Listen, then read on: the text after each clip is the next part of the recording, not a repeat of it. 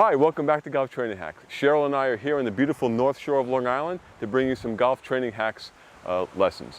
So today we're going to talk about hamstrings and tight hamstrings in particular. Now, if your hamstrings are tight, that's going to impact your golf rotation.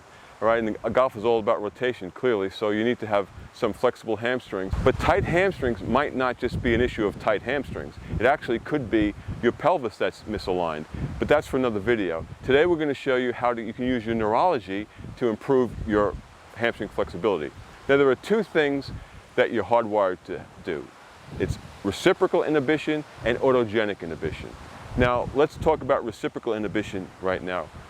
Do you know what an isometric contraction is? An isometric contraction is when the joint's not moving. And how does that happen?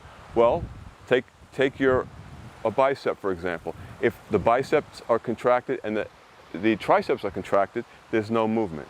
In order to get movement, you need to relax the tricep and let the bicep contract.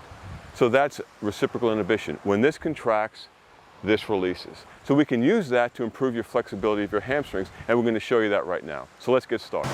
So in this video, we're going to show you how to improve your hamstring range of motion using what's hardwired in your neurology, which is called reciprocal inhibition. And if you recall, reciprocal inhibition is when you contract one muscle, the opposing muscle needs to relax. So Cheryl and I are going to show you how you can do that to improve your hamstring range of motion. So first I'm going to test Cheryl's hamstring range of motion. Now she's going to relax her leg, and I'm going to lift it up, and we're going to see how much she's got, all right? So about this point, I'm starting to feel some resistance. So Cheryl's got, roughly like 60 degrees or whatever of hamstring range of motion right now. What we're going to do is Cheryl's going to take a deep breath in, a diaphragmatic breath. Going to raise her leg, going to hold it for 4 seconds, and going to press. 1, 2, 3, 4, and release the breath. And now you're going to get a little bit more range of motion, okay?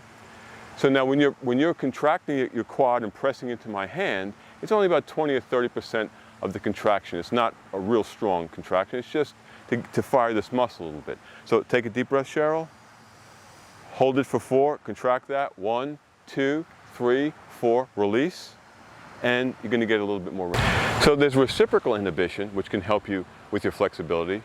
There's also something called autogenic inhibition. So reciprocal inhibition is when you contract one muscle and the opposing muscle relax. That's how you get movement. Autogenic is when you contract the muscle that you want to stretch. Because what happens is your neurological system is set up to be protective against very fast stretches and very hard contractions. So when your neurological system feels a hard contraction, it's going to release that muscle as a protective mechanism. So we're going to use autogenic inhibition to help you stretch in the next segment. So let's get started. Okay, in this video segment, we're going to use autogenic inhibition to stretch our glute max and the lateral seam on our leg. Now, if you recall, autogenic inhibition is when you contract the muscle that you're trying to relax or trying to stretch.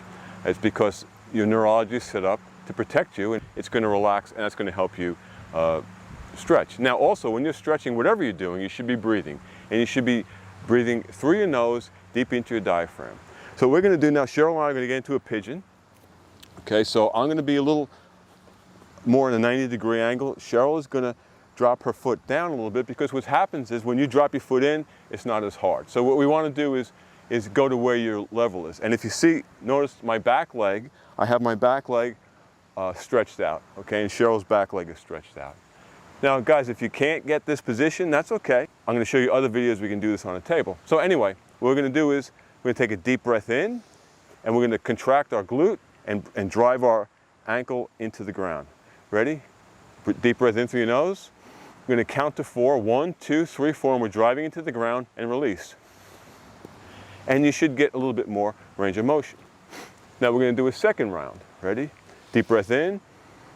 Press and squeeze for 4. 1, 2, 3, 4, and release through your nose. And now we get a little bit more.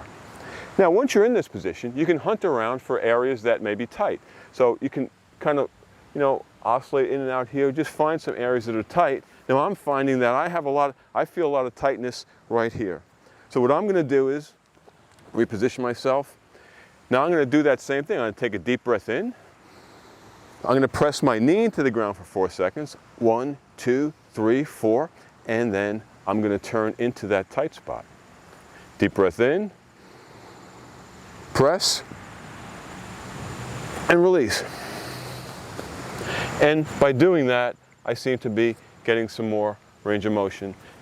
By the way, when you're in this pigeon position, guys, you don't want to roll into it and be bent over like that. You want to think like you're looking over something. Keep tall, keep that neutral back, and then you want to stretch into it like this. Okay, so that's autogenic inhibition. Your neurological system is wired to protect you, and that can help you with your mobility and stretching. Thanks for watching.